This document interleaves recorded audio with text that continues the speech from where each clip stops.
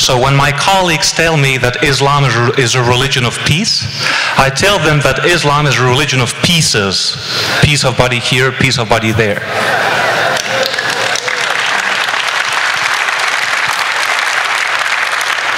Now, this panel is about radical Islam. I would take the word radical out of the equation. The problem is Islam.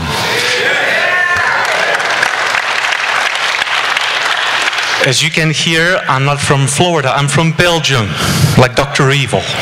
That's from Belgium. I've been living here for 13 years. In 1990, according to the CIA World Factbook, in 1990, there were 29 million Islamic immigrants in Europe. That was 23 years ago. Today, it's almost 55 million. One of the duties of Islam is to conquer foreign land, whether it's through jihad or stealth jihad, what we call civilization jihad. The duty of a true Muslim is to conquer foreign land, to establish a caliphate. A caliphate is a grand Islamic state. So the whole world should become Muslim, and all countries will impose Sharia. And Sharia is a totalitarian lifestyle. It's going to tell you how to dress, the way you talk, the way you walk. Women have fewer rights. They have Sharia in my country. It's not in the Constitution, but it's in the schools. They have no-go zones. In Brussels, Belgium, they have no-go zones. A no-go zone is a zone that is occupied by Muslims where even the police are afraid to go. And during Ramadan, the police cannot be spotted eating a sandwich. It's too offensive. So do you get the big picture? Muslims are telling us what to do. I think that prevention is better than cure, and we don't want that in the United States.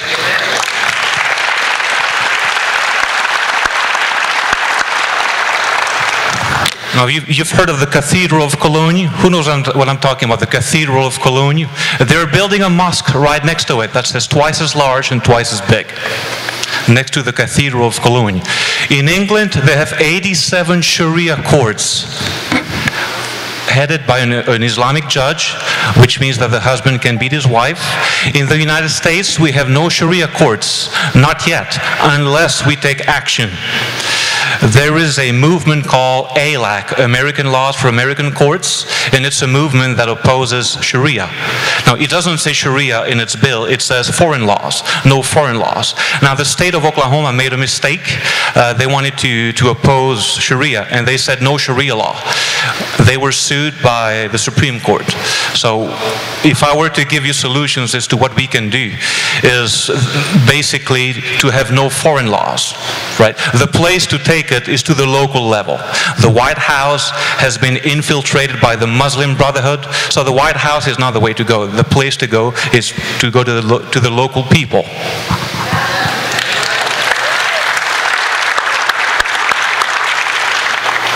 Before 9/11, there were 1,200 mosques in the United States. Today it's 2,200. This is no coincidence. Even though they killed 3,000 people on that fateful day, they will continue invading our country. Frank, like you said, in our country, it's not so much a wolf, it's a wolf in sheep's clothing. What we call stealth jihad. Infiltrating our education, infiltrating our cultural system, imposing political correctness and hate crime bills. If they can do it in Europe, if they can do it in Canada, they can do it here. Speaking of Canada, in 2011, they passed a law forbidding anyone criticizing any religion. So you cannot criticize Christianity, Judaism, Islam. If you do, you will be fined. And if you refuse to pay the fine, you'll go to jail. If they can do it in Canada, if they can do it in Europe, they can do it here.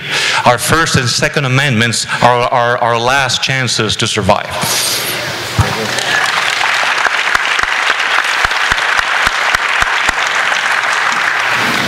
In academia, rumor has it that most professors are liberals. No.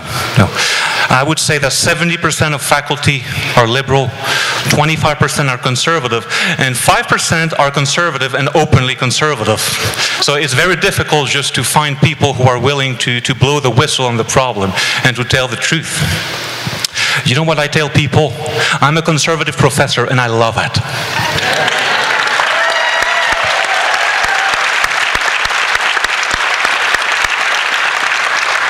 Now, we do have Muslims who are on the fence. The problem is that they're not the problem, but they're not the solution either. A lot of them do not criticize their brothers and sisters who are evil, who are just committing terrorist acts. It's out of fear.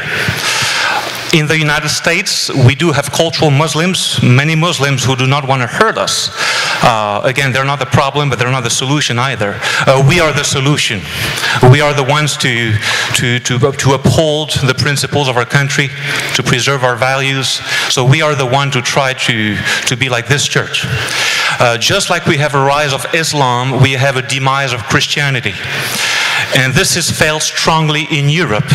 In a country like Sweden, in 1900, 90% of the Swedes went to church. Today, it's 3%. In England, where you have the Anglican Church, in 1900, 90% of British went to church. Today, it's 10%. And of course, Muslims are taking over. And the problem is so bad that a country like France, a country like England, must agree to polygamy, because they have so many Muslims. In France, you're looking at 8 million Islamic immigrants, and you have a lot of polygamous families. It's safety by numbers. And they procreate like mushrooms after the rain. And the fertility rate among Muslim families in Europe is 7 to 8 kids. Just like Muslims are having a lot of children and slowly replacing European culture, the average non-Muslim European family has 1.6 children.